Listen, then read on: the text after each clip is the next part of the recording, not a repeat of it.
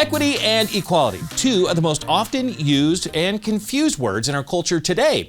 Well, World Watch reporter Myrna Brown has spent the last few months studying the two concepts and has put together a three-part series for us.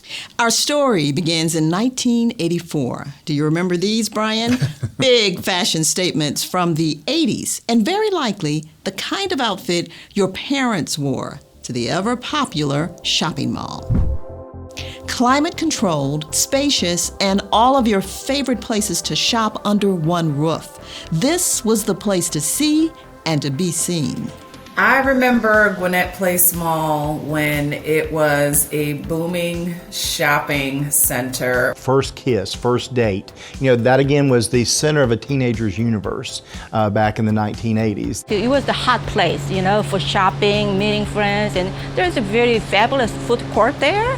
But Michelle Kang, a first-generation immigrant from Korea, says what Gwinnett Place Mall didn't have in those days were businesses owned and operated by people who look like her. We are like an immigrant community, and we're not familiar with the contracts, had no connection to even apply for the tenantship. So there really wasn't an opportunity available? Not really, yeah. Joe Allen grew up just 5 miles north of the mall. I remember most of the businesses being more of the, like the Gap, the McDonald's, Chick-fil-A, things like that. And again, Gwinnett was 90%, Caucasian. That's an important distinction in this story. Today, 40 years later, Gwinnett has become the most diverse county in the Southeast.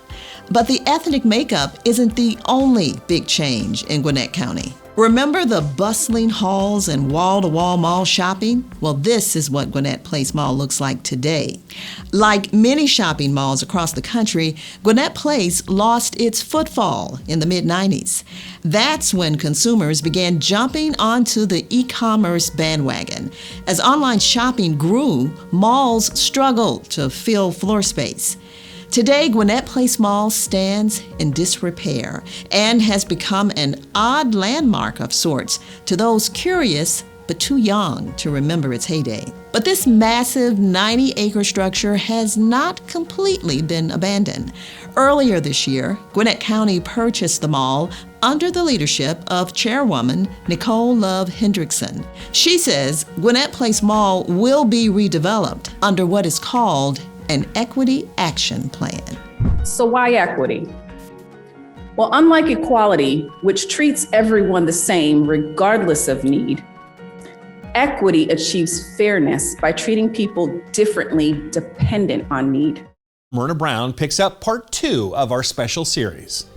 This graphic and others like it are often used to illustrate what's become a popular view of equity and equality. It's a view that comes straight from the top. So there's a big difference between equality and equity. Equality suggests, everyone should get the same amount. The problem with that, not everybody's starting out from the same place. So if we're all getting the same amount, but you started out back there and I started out over here, we could get the same amount, but you're still gonna be that far back behind me. Equality is about giving everyone and treating everyone the same regardless of their need. Equity is about treating people differently dependent on their need. If I'm playing a game of basketball, equity says the referee needs to treat me differently because I have a greater need than the guy on the other team who's 6 inches taller than me. Is that what you mean? In a way. So let's say that let's reference basketball, for instance, as you've mentioned, and everyone on the team does not wear the same size shoe. But the coach says, well, everyone's getting a size 10 because that's equality. But your child may wear a size 8. The next child may wear a size 5. You have to give that child the correct size so that they can thrive because that's what they need and that's meeting them where they are. Once those needs are met, proponents of this view insist everyone should then end up in the same place. In other words, when Gwinnett Place Mall is redeveloped, the Equity Action Plan will seek to ensure, as business owners, all the merchants will have the same outcome. Michelle Kang represents Gwinnett County's Asian American community. She believes it's the government's responsibility to make sure outcomes for all people are the same. But when it comes to how far the government should go to ensure equity of outcomes, Kang argues constituents should have that final word. So we are the ones saying if the equity in government policies program is achieved or not. Our perspective. Joe Allen is the executive director of the Gwinnett Place Community Improvement District.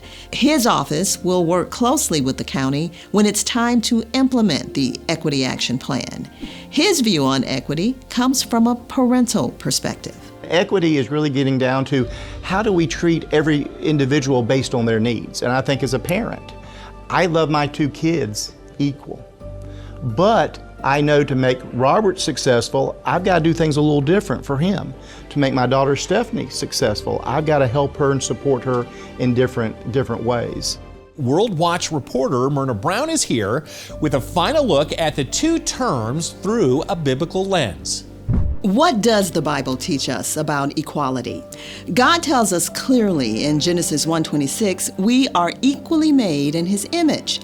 Then the next verse reminds us that men and women are equal in the eyes of God because they are both created in the image of God. Now, since we're all created equal in relation to God, we also have equal dignity as His children. The word equity is in the Bible as well, and it's always associated with God's righteousness. Psalm 98:9 speaks of the Lord's reign over His people. 2 Samuel chapter 8 speaks of King David, a man after God's own heart, and his reign over Israel. Equity is also modeled by David's son, King Solomon. 1 Kings chapter 3 verse 16 begins the story of 2 women who gave birth in the same house.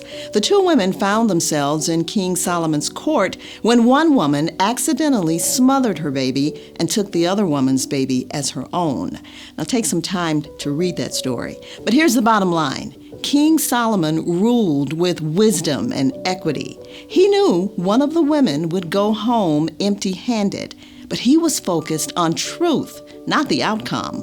When he offered to split the baby in half, giving the child to both women, he knew the baby's real mother would speak up to save her child, and she did. Biblical equity seeks truth, regardless of outcome. Equity, as defined by today's standards, is only focused on outcomes. That would mean cutting the baby in half and giving the child to both women. So if we're all created equal, shouldn't we all have equal opportunity? When Gwinnett Place Mall is redeveloped, should people from all walks of life have equal opportunity to succeed in the marketplace? Absolutely. The problem is, we live in a fallen world where throughout history and still today, people commit sins like discrimination. Partiality or discrimination is the treatment first-generation Korean immigrant Michelle Kang told us she experienced in part 1 of our series. But think back to the demographic shift in Gwinnett County, Georgia.